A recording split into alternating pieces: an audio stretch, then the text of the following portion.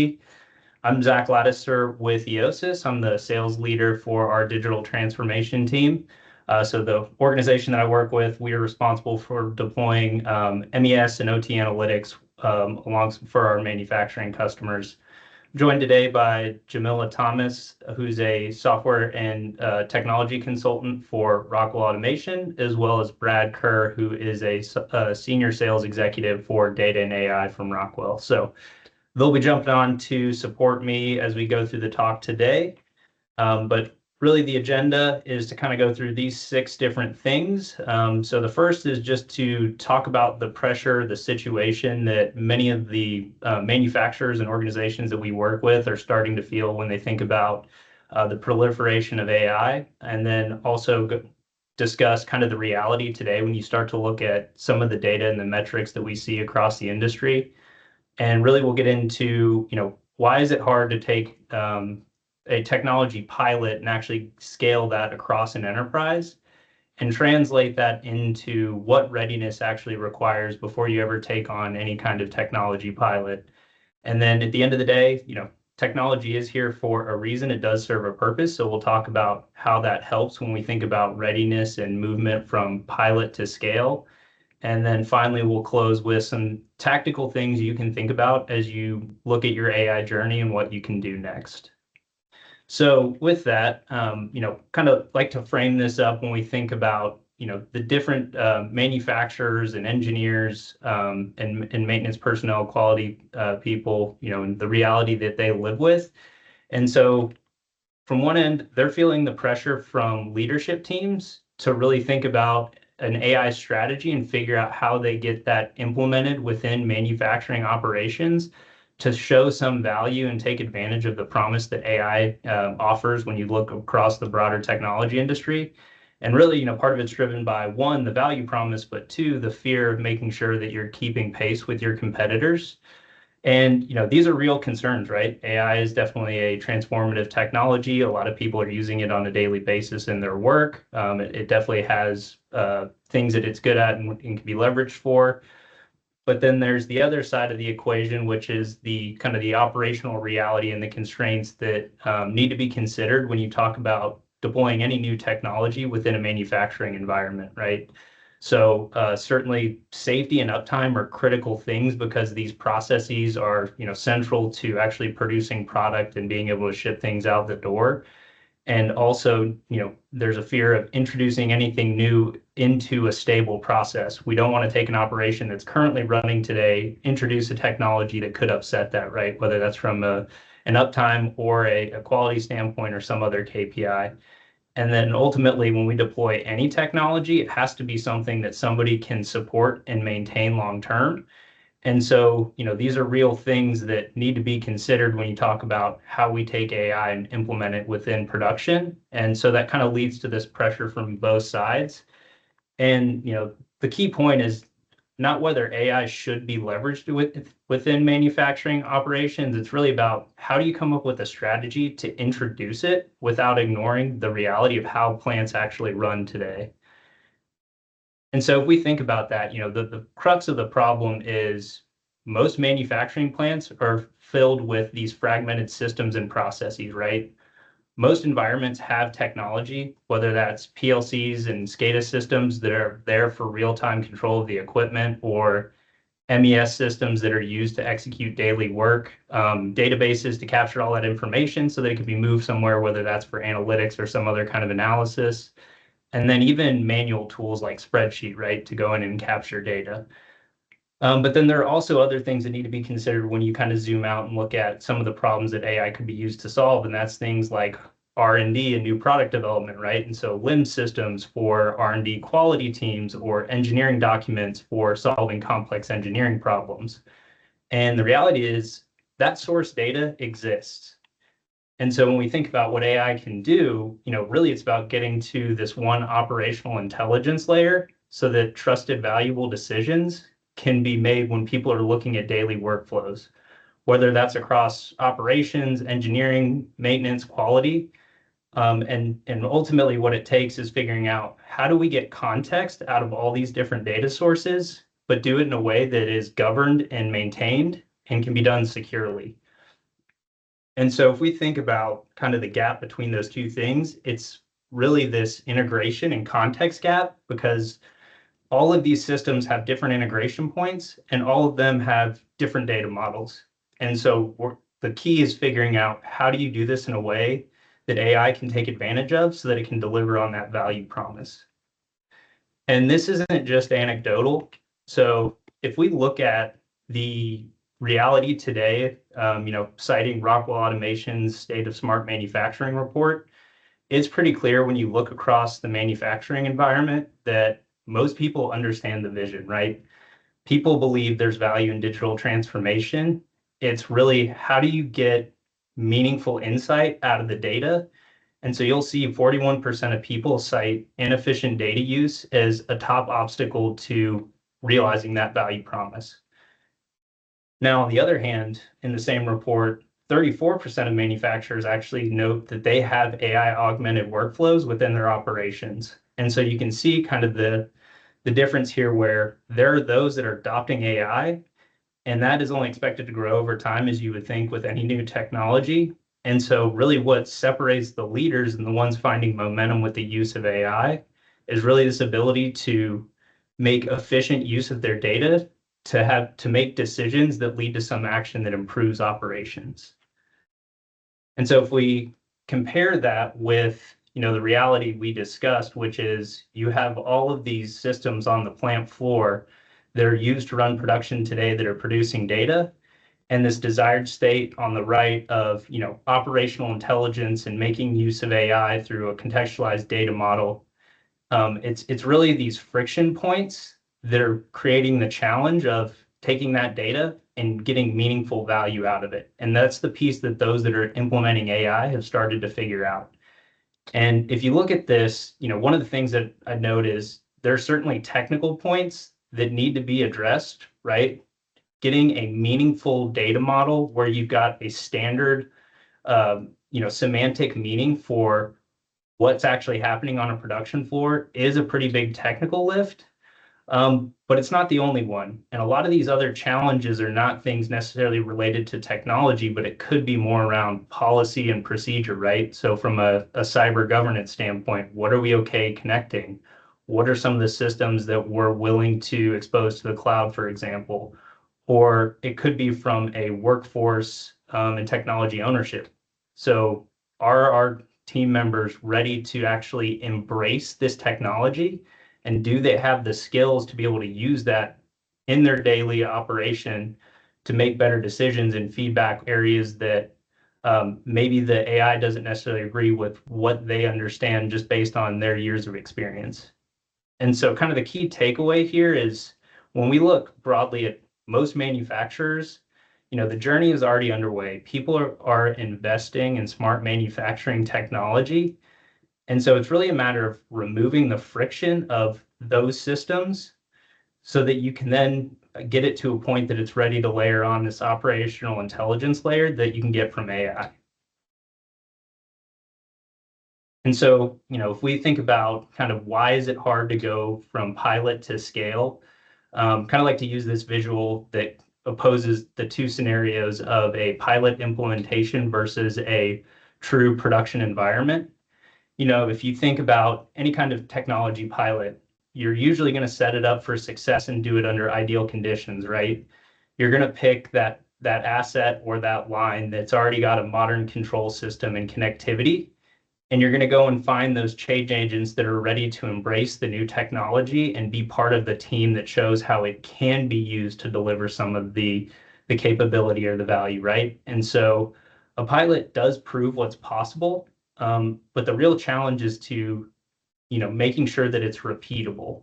And so one of the things that we like to say is kind of that chasm of pilot success to full enterprise adoption is really more organizational and operational, not just technical.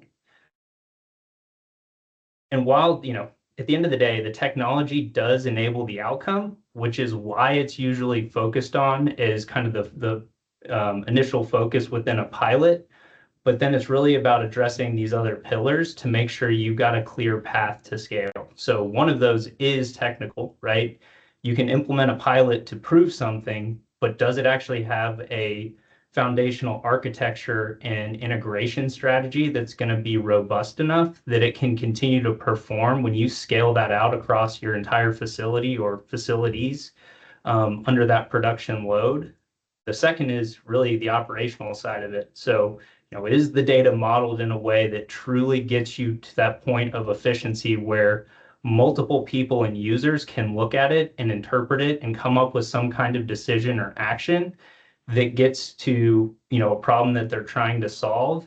And how does that data then get incorporated into new workflows that are built around that information and what it enables? And how does that then become part of daily routines so that it's repeatable? And then the third one is this organizational piece, right? What is the governance around any system that gets put in place, both from a solution ownership standpoint and being able to make decisions about what should be implemented, what are the feedback loops, what's the enhancement roadmap look like, but then also from a governance standpoint of what are the policies and procedures that need to surround that, so it's something that can be maintained over time, even after we move out of pilot phase into a full deployment. And at the end of the day, it's really addressing all three of these pillars that get us from successful technology pilot to a measurable improvement in daily operations, which again is really that value promise that most leadership teams are looking for when they talk about implementing AI within their manufacturing operations. And so if we think about kind of these pillars and really try to translate that to, what does AI readiness look for? We can map that to 6 capabilities.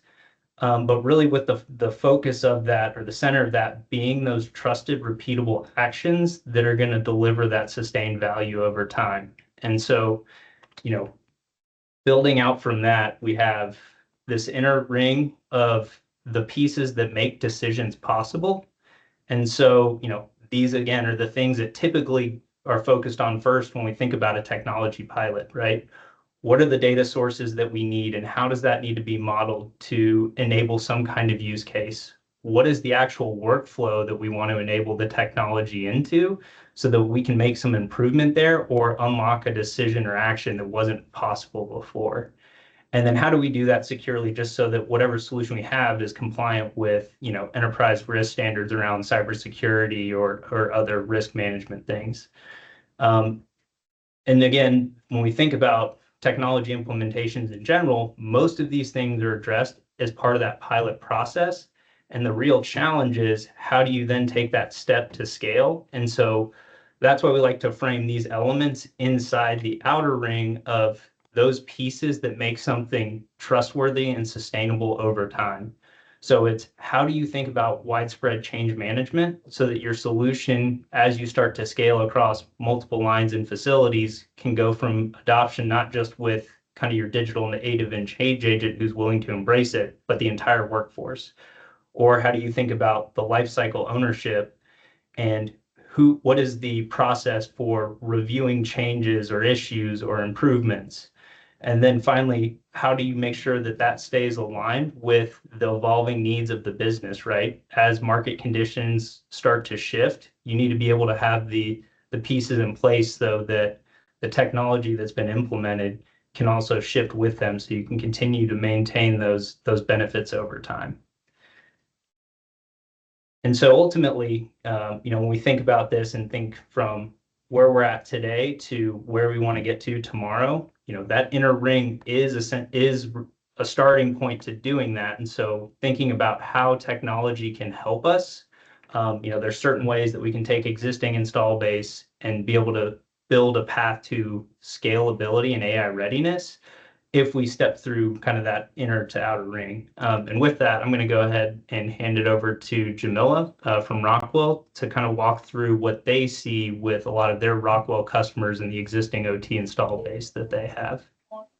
Absolutely. Thank you, Zach. Again, just like Zach mentioned, I am Jamila Thomas, a Rockwell Automation Software and Control Technology Consultant. So when we're looking at the core production functions here, we understand that you have your engineers that are interested in the design piece of it, the simulation and emulation. What kind of design environment can I make my application in? Then we have our automation frontline. They're over there with the HMIs, they're on the floor, controllers are in play, all of the assets are what our automation frontline care about. Then we have our maintenance management, who cares about obviously those work orders, how is my production doing? And then we also have our operations management. What MES system are we using? What fleet management can we utilize? And lastly, in the center of it all, we have our data. There's lots of data. The right person needs that right data. So what kind of industrial data ops platform and edge connectivity can we provide in that Rockwell world? On this next slide, we'll see how Rockwell Automation's portfolio plays in each of those places. So again, starting off with that design. For emulation and simulation, we offer Emulate 3D. We have a newer offering called FactoryTalk Design Studio that helps with that design environment and has those AI capabilities to get those engineers going. For automation, we offer our FactoryTalk Optics, and we have a wide variety of AI products such as Logix AI, Vision AI, Pavilion, and Guardian AI. When it comes to our maintenance system, we offer our Fix product. For our operations management team, we offer Plex and Auto for our fleet management, Plex being our MES. And then again, in the center of that is data. How can we grab that data and get it to those industrial data scientists at the right time, right place? We have our industrial data ops platform, Data Mosaics, as well as optics can also play in both the data and automation realm. So what is Data Mosaics and how can I utilize our industrial data ops platform? On the next slide, we will see that it is going to make that data available, meaningful, useful, and valuable. The key here is that Data Mosaics is going to contextualize your data and get it to the right person at the right time. So no matter where your data sources are, we are going to ingest that data within Data Mosaics, and then we will spit that out to the right person. During contextualization, we use AI and machine learning to go ahead and link that necessary information so we can get it to the right person. And on the next slide, I'll go ahead and hand it over to Brad for our demo. That's great. Thank you very much. Hi, my name is Brad Kerr. I work at Rockwell Automation in a group called Secure Digital Operations. My focus is data science and AI. So all we're going to do is set the stage for this, right? So this is one of the integrations that we've done into Data Mosaics. But it really can be any DCS system or any control system that you have. But if you think about what we have inside of that, we've got historical alarm data, process data, audits, all of our tags right inside there. And then we also want to contextualize that with other systems, our quality systems, our CMMS solution, etc. If you go to the next slide. So that looks like that Data Mosaics later grabbing and transforming and contextualizing that data, and then making it available into AI insights inside of Plant PAX. And that's the demo we're going to walk through right now. So I'll apologize. This is a fast-moving demo, and I'm going to talk through it right kind of quickly, but we can answer any questions at the end. We're going to start off right with just looking at the Plant PAX system that we have here, right? And we're working on a validation test for one of our subsystems. There's a lot of different information we're gathering, but what we're seeing is that one of the pH sensors, right, has an issue. If you see in the middle there, it's running at 8.4 and it alarms at 8, right? So we need to go and figure out the root cause. So we go into what's called our AI canvas. And then we start adding things into the canvas to do this investigation. So the first thing I'm adding is my SOP, right? My standard operating procedures. And I can scroll through that document and find out where I have a pH control problem. what you'll see is that all the data in here is actually contextualized. So now there's a purple box around it linking to all of the different tags that are associated inside of this unstructured data. The second thing I can do is in the bottom right, you can see I typed in a response to say, create a causal map. So it went through, it summarized what I was supposed to do to check for this pH sensor problem, and then created an actual causal map. What's kind of neat about this is that it's not just static, right? I can actually use it to say, oh, I tried this, as it was accepted. I tried this, it's a possible problem, or I rejected this. This didn't actually work for me. And then the models are going to learn from that over time in doing the root cause. The next thing I did on the right, you can see I added the PNID to the canvas. And again, the entire PNID is also contextualized with all the data with those purple boxes. So I'm seeing the same tags in my subsystem 01 there.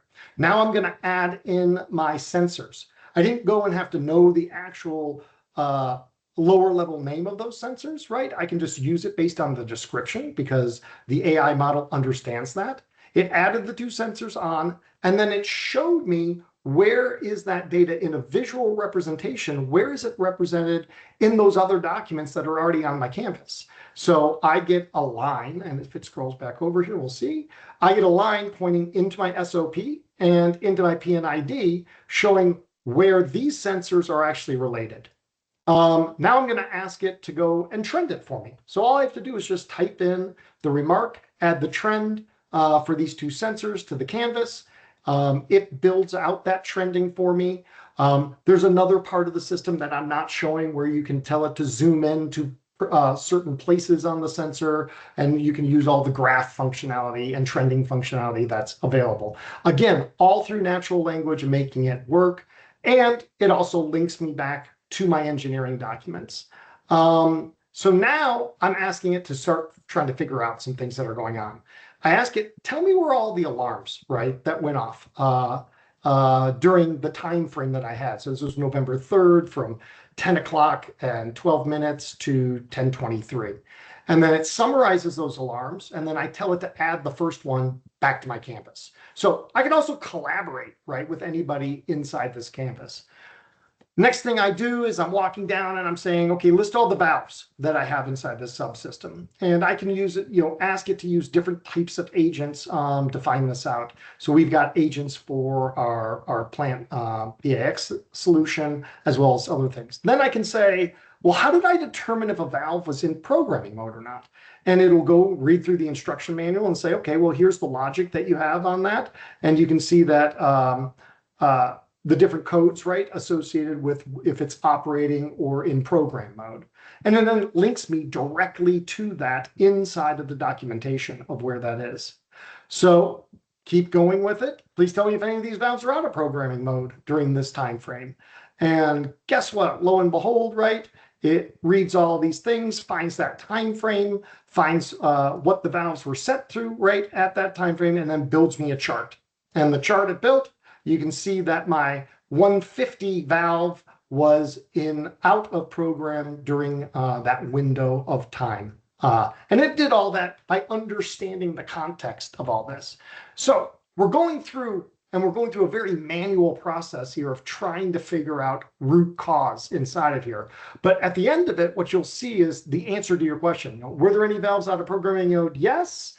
This one was out of programming mode. Could this have impacted the control? Yes, likely. So it's running down that.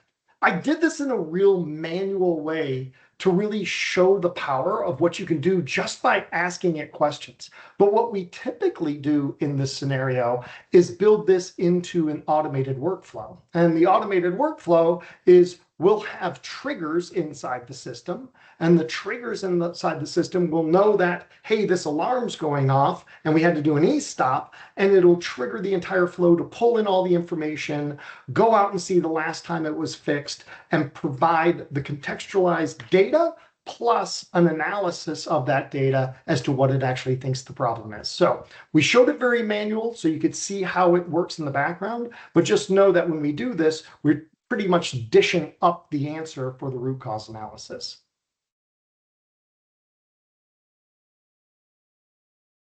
So That is what this slide was describing, is using the base of this industrial data model, which is the core of being able to empower all these things. I'm using that as my basis for developing AI models, so my traditional machine learning models. Instead of a data scientist spending 80% of their time wrestling with the data is already contextualized and ready, and they could spend 80% of their time building the models and analyzing the data. And it's also what empowers that large language model, which gives us that natural language interface to be able to ask questions. I like to think of the AI models as almost like physics-based models because they're based in reality, and the large language models as really good scientists, right? They do really good research, find things, and have hypotheses, right? But it's the combination of those two that really light up a lot of different use cases. This was a real simple one on root cause, but you can think about how would I do my shift changeover report, or how would I do process control, right? And seeing process issues. In this example, this was a case study that we did at a food and beverage company. And we used this system to go through and find out where could we find value inside of maintenance and reliability. You would expect that we would find things in helping to reduce unplanned downtime. By installing anomaly detection inside there, we were able to reduce that by 10%. I thought the most interesting one was the 200 million in savings that we found just by lowering your maintenance and reliability costs. What we were able to show with the data is that you were doing PMs on a frequency that wasn't affecting whether or not the system broke or not. And by changing the PM schedule and adding a little bit more condition-based monitoring into it, we were able to reduce those by 25%. The two other things that we did, the one on the far right, we went through all of the existing work orders, which happened to be SAP, and we pulled out all the unstructured data inside of there. And then we use that unstructured data to create a knowledge base and be able to use that knowledge base. And then the last thing we did is we found like parts. So we found drives in there, and by using the attributes of those drives, we were able to say, you don't need to restock based on the actual item number because you get transfer across these drives, and we were able to reduce held inventory by about 20%. So hopefully that was interesting, and we can talk a little bit more on where to get started. Zach? Yep, thanks, Brad. So, I think Brad and Jamila kind of walked us through some of the technology and use cases and examples of where people are actually leveraging and deploying AI and finding real success. The last slide that he showed have, real financial metrics associated with it. And so it goes to show that the value promise of the technology is real, right? People are able to kind of get through some of those friction points to be able to find value.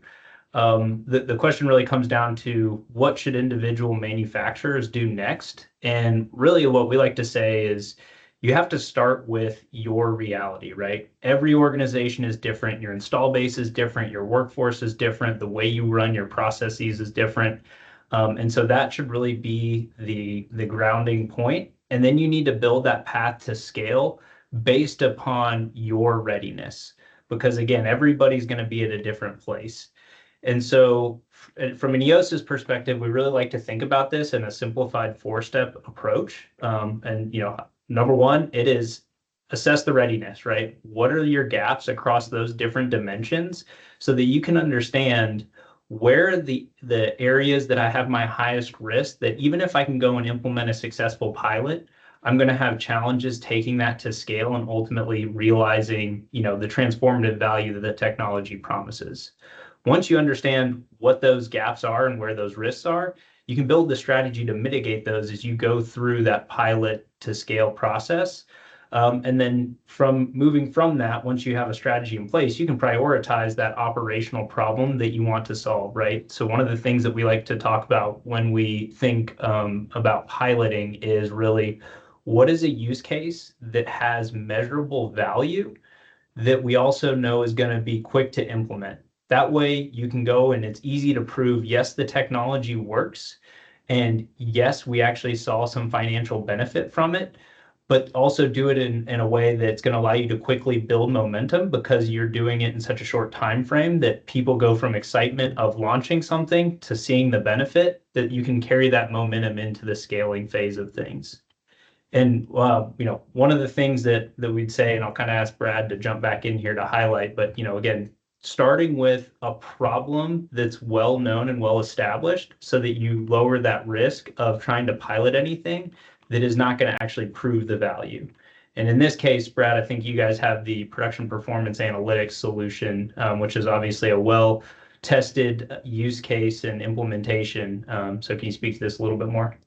Sure. Yeah. So what we did as an accelerator, so this isn't a product that we sell, we use it as part of our implementation to just accelerate the implementation of these type of things. And we based it on years of experience of building these type of applications. But the idea was, could we build a discrete data model that we could map almost all discrete customers into and light up this type of application in a faster time? And what it really allowed us to do is put the agents, which is all the AI, into the hands of the users. So, it's an OEE dashboard that has hierarchies up and down the scale. It does downtime analysis. It has shift change summarizer, figures out where you are in OEE, but it is the basis for getting started. And what we're trying to show is it's not something that is unreachable, right? In trying to get one of these things up and running. It is also something that we see all of our customers extending and growing inside of. So it's meant to be a starter kit that accelerates the first implementation and gets you to value that much quicker.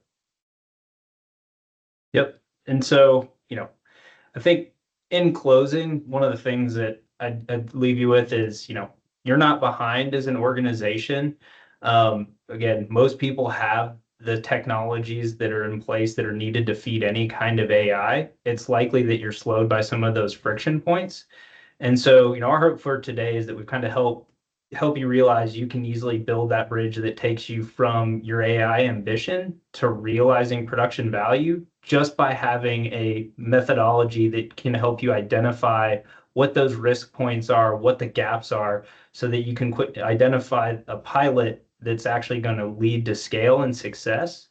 And so just a kind of a quick thing to leave everyone with as a very tangible next step. If you scan that QR code there in the middle of the slide, it'll take you to a roughly 10-minute assessment where you can actually measure your organization on those 5 dimensions of AI readiness to understand where is it that you need to focus when you start thinking about a strategy before you even go select that first use case and piece of technology that you want to implement on your AI journey. And so with that, I want to thank Jamila and Brad, and just leave a few minutes open for questions that anyone wants to drop into the chat.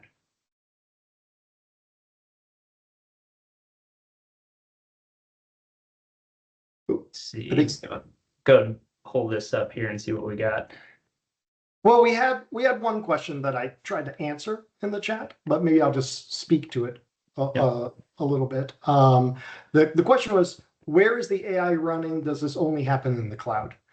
Data Mosaics is a cloud application, and we were showing examples, right, for root cause and the maintenance and reliability case study that we showed. Those were all cloud-based, but that's more driven by where the work was being done. That team was sitting more behind a desk, had time to be on the cloud to be able to do things. However, the same functionality that we're showing can also be edge-based. If it's Rockwell, we're running that typically in an optics environment on the edge, and it does not need connectivity back to the cloud to get that. Now, the data sources have to be accessible on the edge. Otherwise, the AI doesn't know how to read and find those things.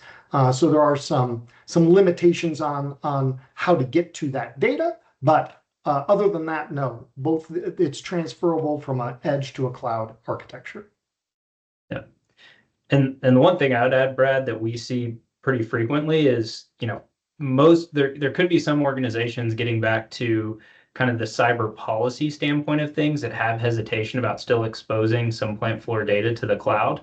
And that's really where kind of thinking through the roadmap and understanding what are those critical capabilities that are going to really benefit from cloud. Making sure you've got a plan to go address that and get sponsorship at the right level to support that kind of pilot and prove out the technology, right? So what we like to say is it doesn't need to be a barrier to get started. It's just one of those risk points to identify and then understand what the mitigation plan is there. Well said. I'll read you the second question, Zach. We have a lot of existing systems and source data. What type of architecture do we need in place to get this data into the knowledge base? Yep. Happy to take a first pass at that. So, again, I think you touched on it a little bit already with your last response, but when we think about moving data up and down the tech stack, right, there are a lot of different ways that you can go pull data and into different systems. But in general, we like to think about kind of the whole scalable analytics methodology of what is the data source and then what is ultimately the consumer of that data. So you can really optimize where it needs to go, what the purpose of it is, whether that's for training or for inference, and then how is that then presenting or taking some action down where that needs to occur. So, a good example, say looking at across an enterprise and wanting to have some of the production analytics that you showed, in our standpoint, that can be done either as a, enterprise system running in a data center, or it could be done through a cloud interface. But you will want to surface that data to a level where people can easily access it and it's usable and it has that enterprise context versus having a bunch of plant level systems where somebody needs to log into, say, this specific server to see the KPIs for this one plant and doesn't have visibility to a different plant at the same time. But then, if we kind of go up the maturity curve of analytics, if you want to start closing the loop with production assets, then those are things that certainly want to be running at the edge, right, where it's right next to the equipment that it's actually controlling. Not sure if you have anything that you would add there, though. Oh, no, I think I just get a little bit more technical and to say that all of these applications come with every single adapter you could imagine, right? So, and if we're typically setting up a edge to cloud architecture, we're using optics that opens up a UPC OA server that is very easy then for data mosaics to attach to and grab, but it can do that with MQTT. It can do it with a bunch of different types of protocols. So it's really looking at, okay, where's your SQL server? Okay, we can pull from there. Or what historian do you have? Okay, we can pull from there. So we're kind of thinking through that architecture from where do we want to do kind of more of a consolidation of the data and get it in line, and then how do we want to move that into, as Zach said, broader use cases that maybe are cross-plant, et cetera. Yep. Okay, then the next question was, how long does it take to stand up production performance analytics? I can take that one. That is that's an 8-week project for us. It is mapping your existing data into our data model, and it lights up the application. So as long as the data sources exist and we can get access to it, right, we can light that application up pretty quickly. Yeah, and again, I think that's a good example of taking something that's relatively low risk on a well-known kind of value case and being able to show success quickly, right, to make everybody believers. So let's see, I think that was the last question. So if no other questions have come in, I think I'll just say, Brad and Jamila, thank you guys again for joining this to support the discussion, and thanks for everybody who attended the session. Don't hesitate to reach out on LinkedIn or take the assessment, and we're sure to follow up with you. So thank you all.